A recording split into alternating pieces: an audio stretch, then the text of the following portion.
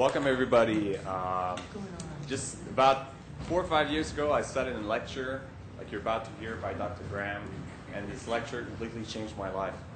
And it took me actually a little bit of time to digest the information.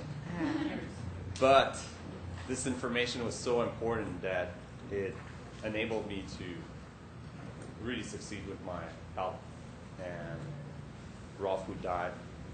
And I owe this to Dr. Graham. Dr. Graham is a world-class athletic trainer and respected lecturer. He's an animal rights and environmental activist and has been a raw vegan for over 30 years. He's the author of Grain Damage, Nutrition and Athletic Performance, and of course, the book everybody should read, The 80-10-10 Diet. Dr. Graham conducts workshops and fasting retreats internationally in Costa Rica and everywhere else in the world. So please give a warm welcome to Dr. Graham.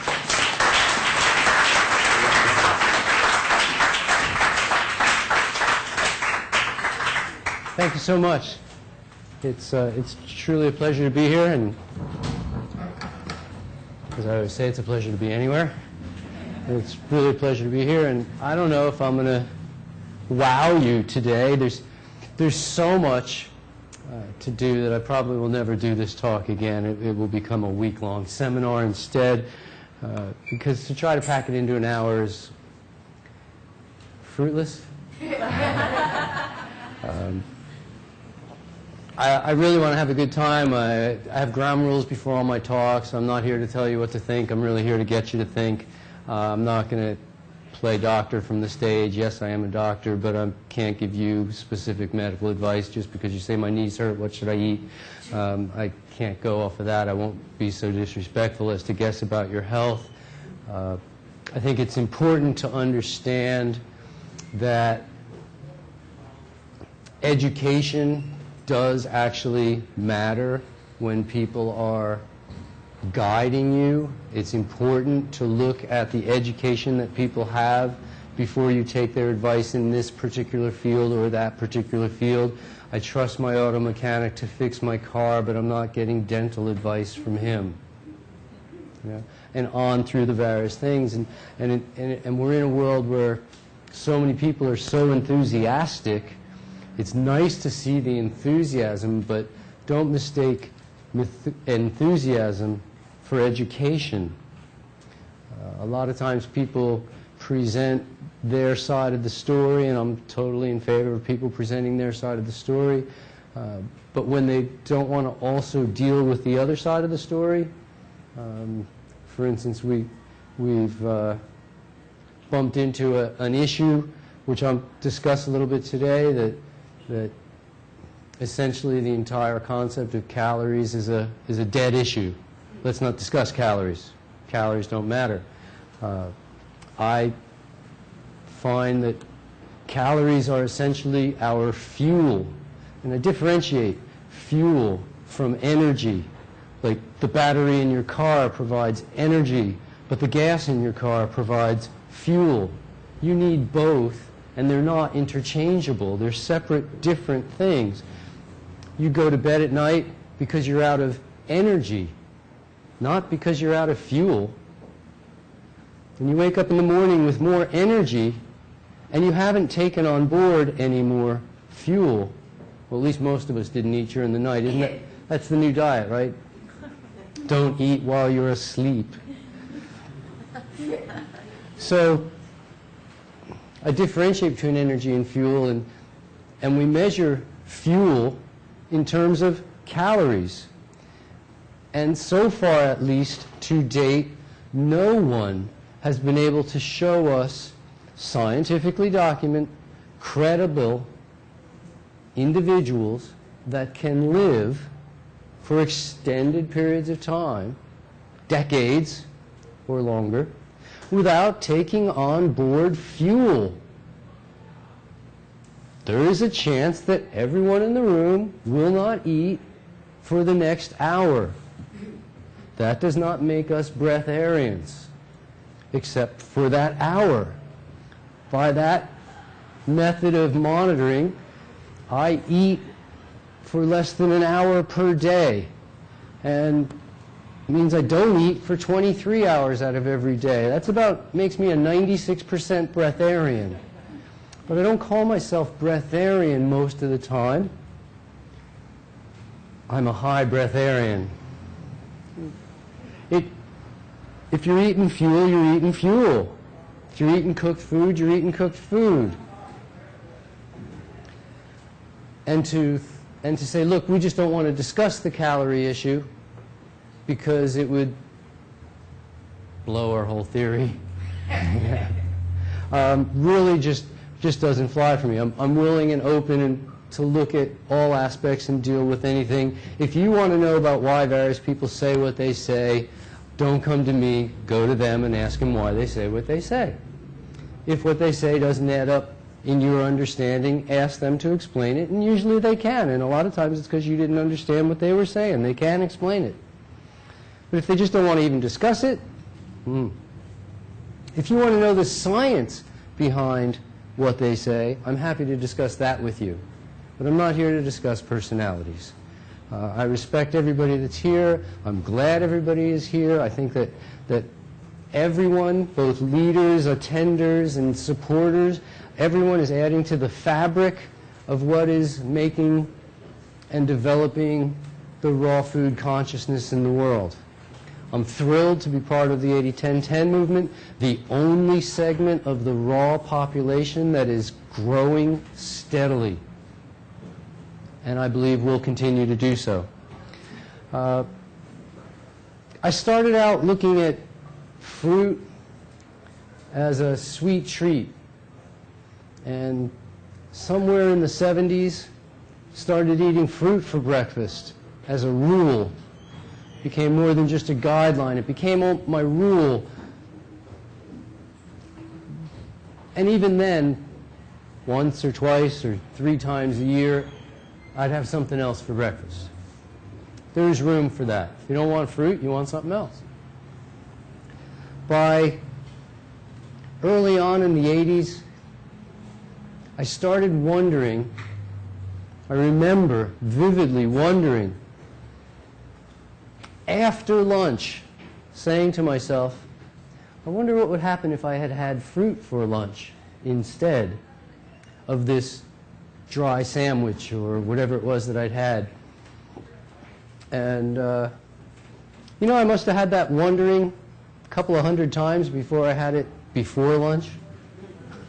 It took a while to learn, you know, and then I finally remembered beforehand rather than after. And I started playing with that and experimenting with that and having fruit for breakfast and lunch. And by the time I was out of chiropractic college in '83, fruit for breakfast and for lunch was making a whole lot more sense to me because it was working better than any of the things I'd tried before. I knew I was onto something because everybody told me it wouldn't work. They said your health will fail. You're going to fall apart. Your teeth will fall out. You won't be able to sustain it. You're going to, I mean, you basically, your health will fail. None of the people who told me that are still involved in the health movement or raw or anything else at this point. They've all come and gone.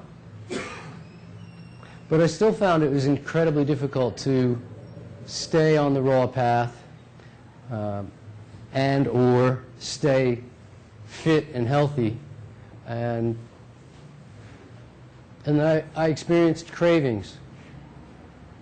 I experienced lots of cravings. I guess I experienced all the cravings. It seemed like to me. I sometimes get accused of playing with words. I don't think I play with words. What I think I do is attempt to be as accurate as possible with my choice of words. And so I recognize fully, and like you to recognize fully, that we use the word craving because it's the socially acceptable nice word for addiction. But, you know, we're not addicts, right? We just have cravings. But, I mean, when you really think about people having cravings, it pretty much goes back to drugs, doesn't it? It's like drug addicts have cravings, and obsessed people are craving, and just nothing healthy about cravings. And so we use a nicer word. We use the word appetite. We say, I've got an appetite for this or an appetite for that. I've got an insatiable appetite for chocolate, or I've got an insatiable appetite for sex, or whatever it happens to be, kind of like what Victoria was talking about yesterday in her wonderful presentation. So even appetite starts sounding really like just the nice word for craving. And so we don't even say that. We say hunger. We use the word hunger instead. We step back from addiction to craving to appetite to hunger, which isn't the right word. And so somebody comes over to your house and says, you know, I know we're going to go out for the afternoon and do a whole afternoon of shopping, and before we go, I just got to tell you, I'm really hungry. And you say, well, you just happened to catch me at a bad time. I've got nothing in the house. I'm going to go shopping for food after we spend the afternoon out, and so my house is empty. The only thing I've got is I just picked from my garden some fresh lettuce. And they say, I'm not hungry for lettuce. I'm hungry for, do you have some, you fill in the blank. It will invariably be a food for which they have appetite, craving, and likely addiction. And they, you know, if you're hungry, lettuce tastes good. And so they're saying, I'm not hungry for lettuce. Actually, you've gotten, for lack of a better word, very close to an oxymoron kind of a situation. Because if you're hungry, you'll eat the bark off trees. You know, I mean, if you're hungry enough, you'll eat people. Hopefully it won't ever come to that. What I noticed is I was good during the day. As a child, bless you, and bless you. Okay, that's enough. As a child, I always ate. I ate from morning till night. Every photograph of me as a child and as a teenager was me standing at the open refrigerator door trying to decide what to eat next. Standing at the pantry door trying to decide what to eat next. My father's an electrician. He put a music box on the pantry door so that when I'd open it, it would go off like an alarm. And my mother could be in another room doing whatever she was doing, you know, and tell me to close the door. Same on the fridge. Close the door. At least decide what you want before you open the door. I go, I don't know what I want. I want to see what you got. You know, it's the same thing you had an hour ago. Minus whatever I've eaten in between. And it was so funny because I didn't really eat but one meal a day. Just started when I woke up and ended when I went to bed. And the only time I interrupted all that snacking was to sit down and eat meals. But I literally I remember vividly, you just get up from the table, finish lunch, finish dinner, go to the fridge and start snacking. It was an endless procession of food because the food never satiated me. I just never, when you eat the wrong stuff, it doesn't satiate. I've studied satiation quite extensively and continue to do so. I find it a fascinating field, satiation. Again, as Victoria said yesterday, it's easy to start eating. It's much more challenging to stop. But it's easy to stop if the food you eat satisfies you. Eat until you're done, and then you're done, and theoretically you're not even thinking about food for 3, 4, 5, 6 hours later. Then you start again. The cue comes and you do it. It's kind of like going to the bathroom. After you've gone, you're completely content with that function until it comes back the next time. Then you think about it. Body talks to you. So there I was changing my diet to include more fruit. Fruit for breakfast, fruit for lunch. And I'm noticing that in between meals, I'm satiated. I stopped snacking. I just stopped. I did not attempt to stop. It just stopped. I was gobsmacked, basically. But I noticed that I still had cravings from dinner time onward. And as I mentioned, I had all the cravings, at least all the ones that I can imagine. These included a craving for something sweet at the end of the meal. Anybody ever have a craving for something sweet at the end of the meal? More than once? Does that happen more than twice? Is there anybody that's happened to every time? You realize that virtually every restaurant in America guarantees that their dinner will not be satiating? They guarantee it will not be satiating. And at the end of it, they go, well, would you like dessert? Would you like to have something sweet? Because if you eat something sweet, it will satiate you. Come on, your mama told you when you were a little girl or a little boy. I know your mama. She said, don't eat sweets before the meal. It'll spoil your appetite. Let's translate that into English. Fruits satiate you. Sugar is satisfying. And the sugar in fruit, the healthiest sugar you can possibly find, considered health food by all people of all nations around the world. It's the healthiest source of nutrients we can come by. How old were you when you learned an apple a day?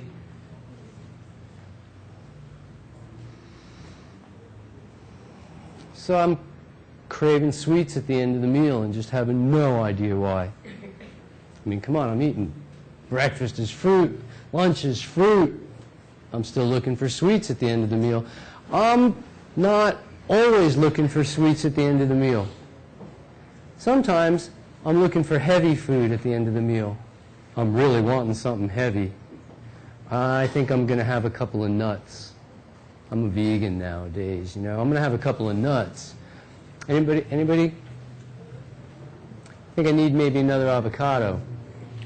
You know what? I'm going to have a handful of nuts. No, you know what? Just give me the bag of nuts. I'm going to sit down and eat them until I hurt myself. Who's done the, you know, it comes in a bag. That is a serving. Doesn't matter how big the bag is. One of my interns once sat down with a 5-pound bag of cashews and ate them in one sitting. Whole cashews. I mean, this wasn't pieces. He ate the... I said, we won't use his name. I said, Tyler. I said, that was an $80 bag of cashews. He said, well, you know, being an intern, you get to eat anything we want, right? Okay, so we've all hurt ourselves with nuts because it really wasn't what you were looking for. You keep eating them, and they didn't hit the spot anyway.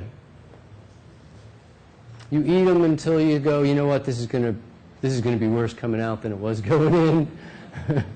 and that brick is going to be hard to pass. Did you ever have the craving for something sweet in between meals instead of right after the meal? It gets to be 3 o'clock or 4 o'clock in the afternoon, and you start saying, you know what, I'm looking for some refined sugar. I want chocolate. I want candy. I want alcohol. I want dried fruit. Oh, dried fruit's health food, right? Last I checked, dried food is not in the fresh food category that we call health food.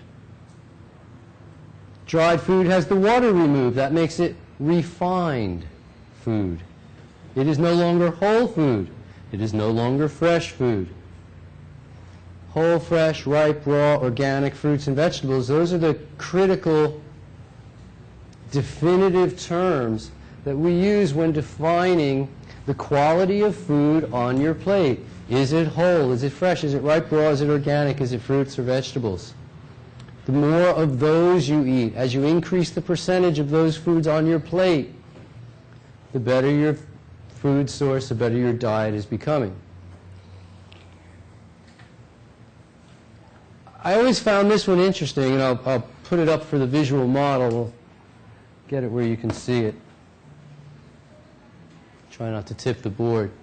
If you start with flour, and you know, if you take a tablespoon of cornstarch or any other kind of flour, try this experiment. Take a tablespoonful of cornstarch and just eat it. Oh, come on, you've got plenty of salivary amylase. That's for digesting starch, I'm told. What you find out is you don't produce all that much salivary amylase. There isn't that much amylase in your saliva to break down that starch. Well, here's the thing. The email I'm hoping to get from you is, Doug, I tried it. I took a tablespoonful of cornstarch. I put it in my mouth because I wanted to find out how much salivary amylase we really produce. And I want to know in seconds how long it took you before you could whistle.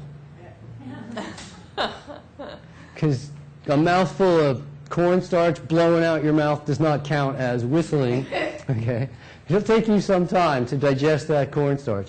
And we start going, wow, I don't really have the amylase to digest starch like I was told. Oh, amylase is a starch-splitting enzyme. Yeah, it is. If your banana is 99% ready and 1% there's a little bit of starch left in it, you can deal with that 1 calorie of starch. But just pure starch right by the teaspoonful, we can't do it. Anyway, so we start with flour, which we know from experience has no taste. But if you're not sure, look it up in the dictionary. Complex carbohydrates have no taste. They are tasteless by definition. Not bland, tasteless. How many of you would eat something tasteless, breakfast, lunch, and dinner, just because somebody told you it's good for you? No, I'm not looking for, not one hand. I'm not looking for tasteless either. And yet the dietary guidelines that we have been we've had pushed upon us over the last 45 years have told us repeatedly and endlessly, ad infinitum, ad nauseatum, eat more starch. Get your diet to be based on complex carbohydrates. Well, it turns out that in 45 years we haven't gotten anywhere. We used to eat 41% of our calories from complex carbs as an average as a nation. We boosted that all the way up to 42. And now it's back down to 41 anyway, because in the last 5 years, so many people have started eating so poorly, as a point of pride, it seems, that we're eating more fat and less carbohydrates than we were 5 or 10 or 15 years ago. Yes, the people eating better are eating even better than ever. But we can't balance out, as of yet, we don't balance out what the mainstream people are doing, and the polarity is just getting farther and farther apart.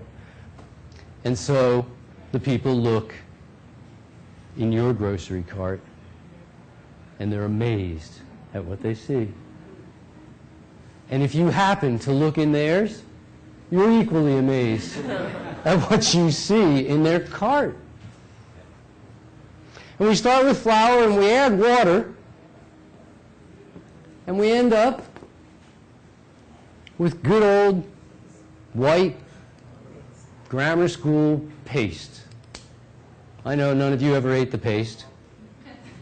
It was the other kid in class that ate the paste, but it was just flour and water. And I'm wondering what happens if we start with flour and water, which makes paste. Flour and water equals paste.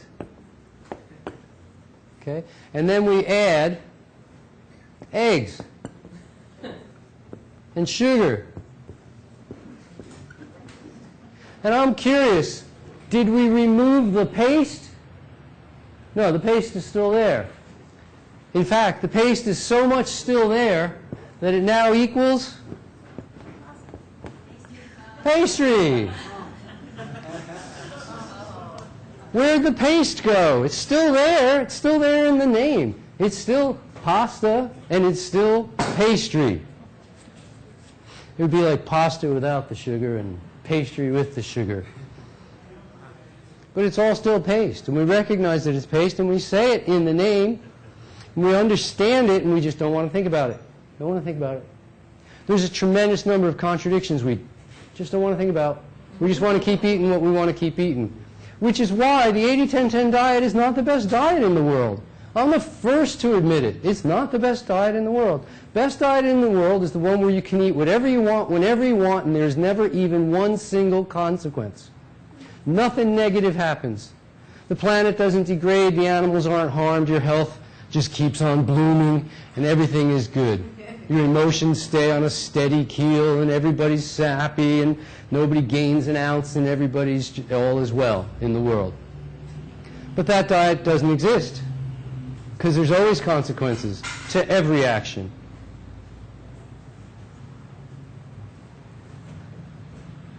And so the next best after that is the one where we eat the species-specific diet.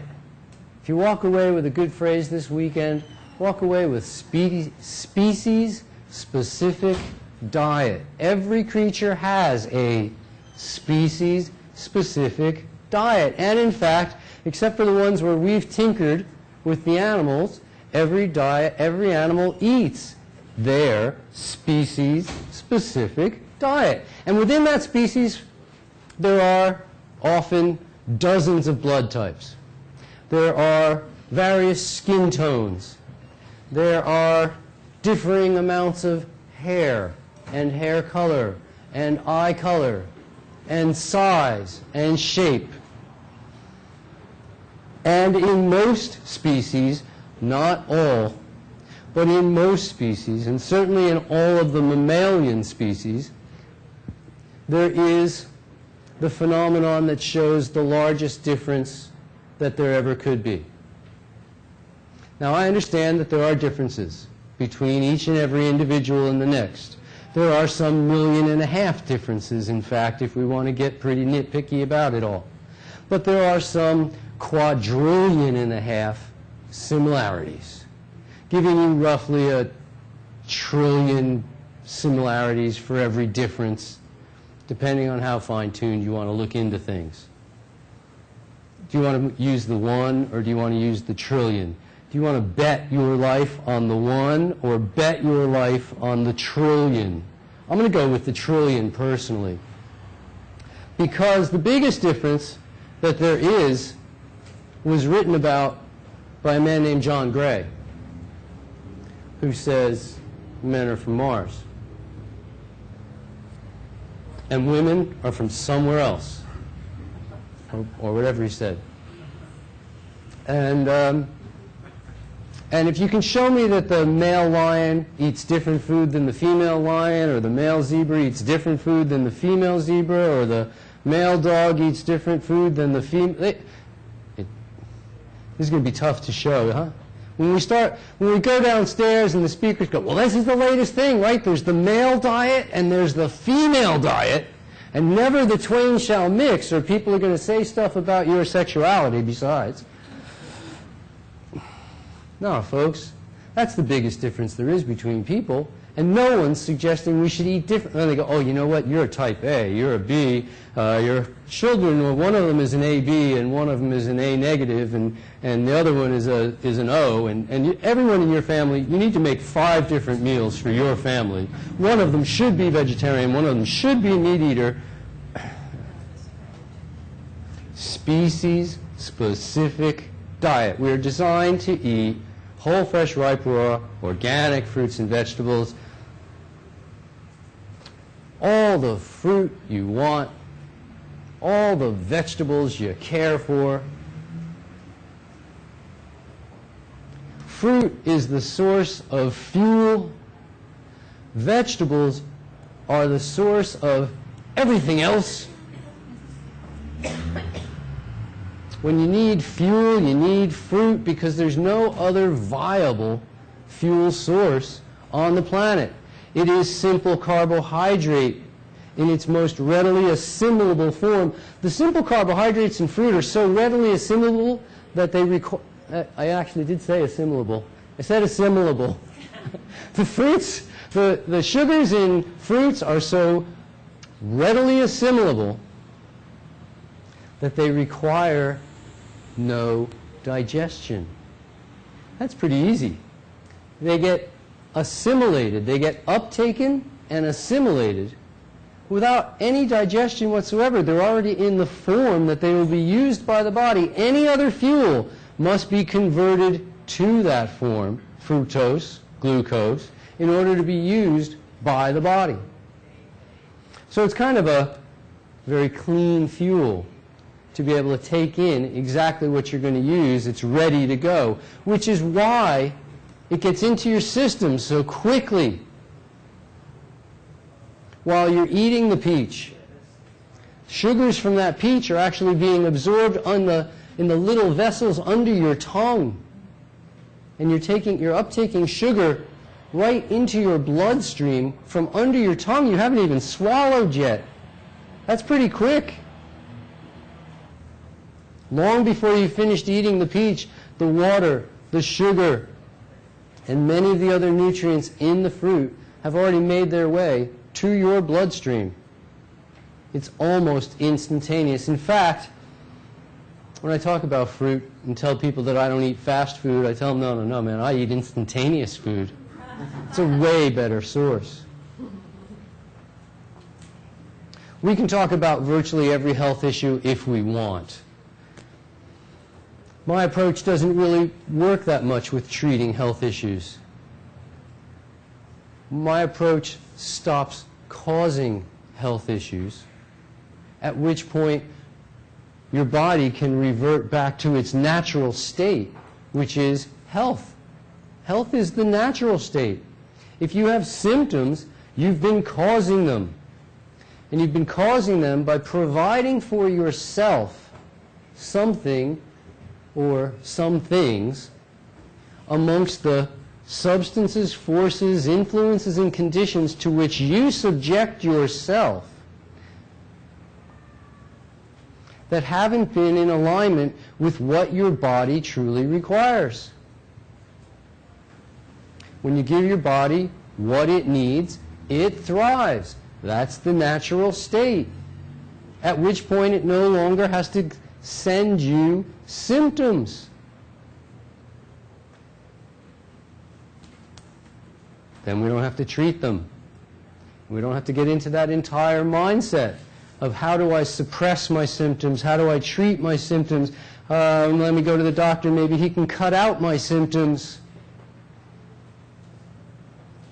We don't have to even think about that entire side of the world. It's a tremendously freeing aspect to things.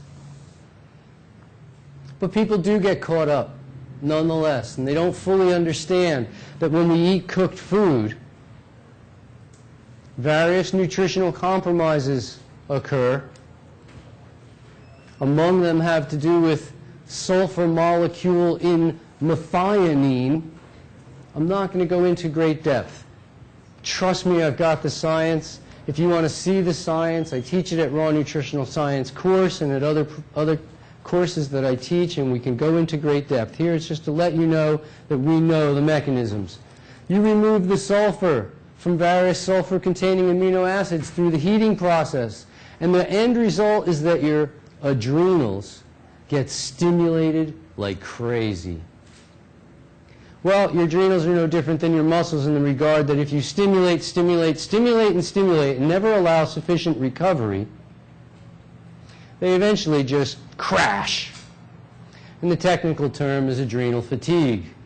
If you're from the States, chronic fatigue. If you're from England, ME. It's adrenal fatigue. When the adrenals go off, danger, Will Robinson, whatever they do, and they get very excited, they excite other organs and stimulate them to hyperactivity. First in line, pancreas. Second in line, thyroid. Well, you can only go hyperthyroid for so long before it crashes and you go hypothyroid. Just out of curiosity, how many people have been told they're hypothyroid in the room? Okay, it is rapidly becoming the most common diagnosis in America. And it is and then you're on drugs for the rest of your, don't worry, take these drugs and continue to lead a normal life. And what was normal about the life that led to the need for drugs? Next in line, pancreas. Pancreas crashes, thyroid crashes. Pancreas crashes, no problem. We're just going to put you on insulin, no problem. It'll heal you right up, fix you up completely, and you just take insulin for the rest of your life. I mean, excuse me, that's not a cure. There are no cures, but that certainly is not a cure. Here, take drugs the rest of your life. While in the background, every commercial is telling you, just say no to drugs. Here, take these drugs the rest of your life, though. You're a special case. And we see it going on again and again and again. I mean, we saw it on the TV commercial 25 years ago. Here's your brain. This is your brain on drugs. And they make it very clear, drugs is not the answer unless you have a health problem, in which case drugs are the answer. Your adrenals crash, pancreas crashes. What's it called when the pancreas crashes? Diabetes, hypothyroid. You have backup systems. Fortunately, our body has backup systems over and over and over again, mechanisms known as buffers that allow us not to die the first time something goes wrong. And so you feel cold long before you die of cold. In our bloodstream, there's a microbe called Candida. You know, all of us have it. Everyone has Candida in their bloodstream. It's a necessary microbe. It's there because every once in a while, it is possible for your blood sugar to rise so high that it would be harmful to you. And the Candida comes along and eats the excess sugar and brings your blood sugar back down. Now, when the Candida eats the excess sugar, it does what virtually every species on the planet does in the face of an excessively large food supply. It reproduces like crazy. In the case of microbes, we call this a bloom. If you've heard of the algae blooms, this is a candida bloom. And you get a candida bloom. And the candida, I mean, this happens in moments. Their lifespan is quick. And so it happens in moments. We have the candida bloom. We got all of this sugar-hungry candida. And it just scours the bloodstream, eats the excess sugar, and then does what all species do in the face of a lowered food supply. The population goes back down. This is the normal ebb and flow, wolf and deer ebb and flow of nature. And we see the Candida content of our bloodstream rise up and down in response to emergencies in rises in blood sugar. However, we have a little phenomenon goes on in our bloodstream. And this phenomenon is that sugars are affected in their uptake, transport, and delivery by what we eat. The function of the adrenal gland is affected by what we eat. The pancreas, the thyroid, all of our hormone functions are affected by what we eat because the actual blood chemistry changes as a result of what we eat. And so we find that uptake, transport, and delivery of oxygen, the uptake, transport, and delivery of oxygen goes down as the fat in our diet goes up. These two forces are in opposition to each other. The more fat in our food, the greater the percentage of fat in our food. Not how fat are you. Not how many calories of fat do you eat. It's how much fat or how many calories of fat do you eat as a ratio or a function of the total calories in your day, the percentage of fat in your diet. All of the studies that have looked into human performance and almost all of the studies that have looked into human health have come up with the same critical number as a threshold point. Some have expressed it as a range. Invariably, however, they've said when you go beyond 10% of calories consumed as a ratio of total calories, predictable health decline ensues. Heart disease, cancer, diabetes, chronic fatigue, candida, and all of the digestive disorders are linked in the front line. Kidney disease, liver disease, and other less common eye, ear, throat, and on through the range of joint and mental disorders in a secondary line are related to the amount of fat in our diet. And as the fat goes up, simply due to this one factor, that our ability to uptake, transport, and deliver oxygen to those various parts, as it goes down, their ability to function goes down, the sludge builds up, and we end up in trouble. At the same time, the exact same thing can be said about chocolate. Oh no, not chocolate. CHO is carbohydrate. An interesting part of the carbohydrate concept, the HO, hydrate. Like in hydration, we think of carbohydrate as being hydrating. But the only ones that are the simple carbohydrates. Those are hydrating. When you eat an apple, when you eat a mango, when you eat a peach, it's hydrating. There's lots of water in a watermelon. Oddly enough, it's named that way for a reason. And how much water is in toast? How hydrated do you get from a cracker? The juice man juices everything, but he never juices pasta. Not a lot of juice in complex carbs. When we're talking hydrate portion of carbohydrate, we really have to look towards fresh fruits. So when we increase the amount of fat in the diet, our uptake, transport, and delivery of fuel, simple carbohydrates are the fuel for every cell in the body.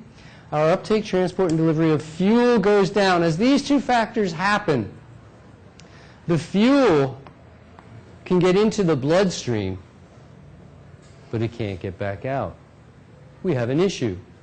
The fuel is called sugar. If sugar can get into the blood, but it can't get out, it builds up in the blood. Your pancreas is told by your brain, shoot out more insulin. There's sugar building up in the blood. The insulin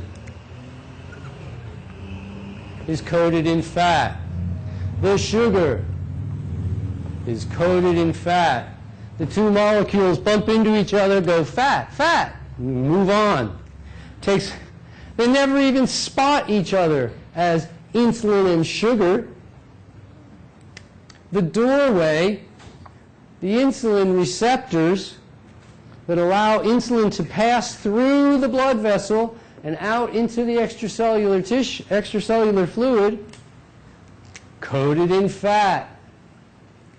And it's harder for those pathways to all function. This is known in the medical world as insulin resistance.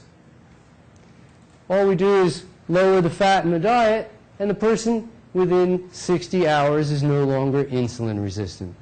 Most people 36 to 60 hours. I'm sorry, most people 36 to 48 hours, but some people take as long as 60 to go no longer insulin resistant after a lifetime or as long as they've been told. We just drop the fat, insulin resistance goes away. You can do it the other way in 30 days, or you can do it on 80-10-10 in 48 to 60 hours.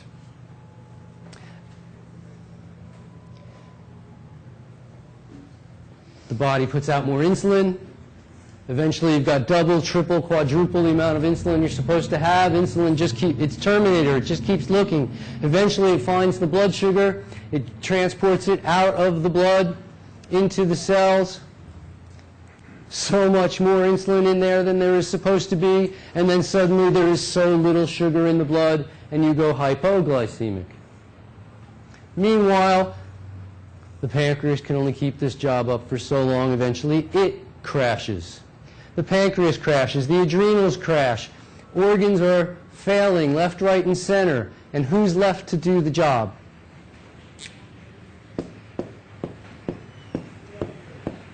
In your bloodstream, you have a life-saving microorganism, backup system, there to prevent you from going blind, prevent your kidneys from failing, prevent you from losing limbs due to the problems associated with high blood sugar.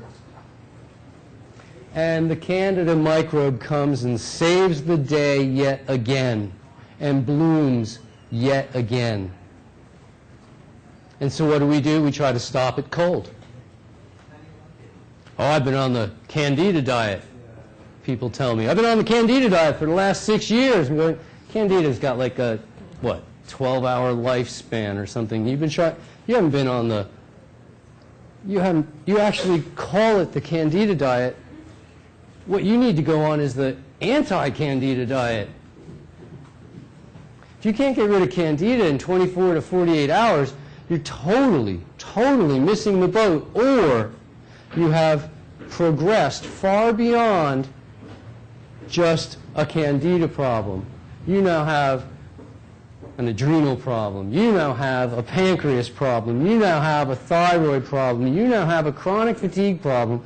And before Candida is going to let go of its grip, you're going to have to solve those other problems as well. You're going to actually have to consider taking social responsibility for yourself, providing yourself with the substances, forces, influences, and conditions required for health. You're actually going to have to consider getting enough sleep. Perhaps getting out and doing a bit of exercise here and there. Maybe learning some social graces and getting better at dealing with people and laughing and getting some human contact and being nice to people. You're going to have to consider removing some of the stress that is making your adrenals just fire again and again and again, and stop living in the emergency mode. You're going to have to, once in a while, just sit on a rock and do nothing for 4 hours. Practice doing nothing as if it was an activity. Oh, God. What's he talking about? So Candida is not the worry. Candida isn't even the symptom.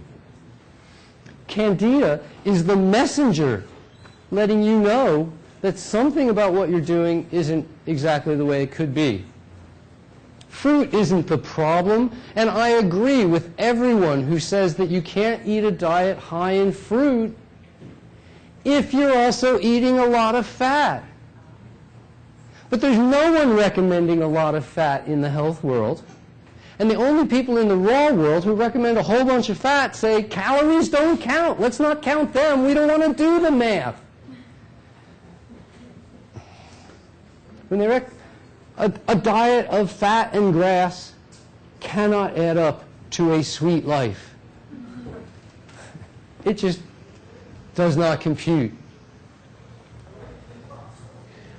I understood only by accident, looking back, how to overcome the very cravings that I began by talking about. If you're craving sweets at the end of the meal, if complex carbohydrates are even beginning to look like food rather than the paste we all know they are, if you're eating heavy foods at the end of the meal, nuts until you hurt yourself, if you're looking for refined sugars in between meals, chocolate, candy, alcohol, dried fruit, if you're having any of these symptoms, you are simply not providing yourself with enough fresh fruit on a regular basis to provide for your simple carbohydrate needs, because we only need less than 10% of calories from protein. It's been shown again and again. We definitely need less than 10% of our total calories from fat. It's been shown again and again and again.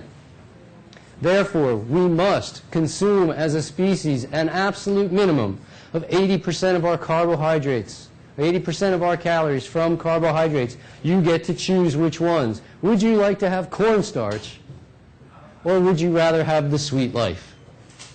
You get to make that choice. Thank you very, very much.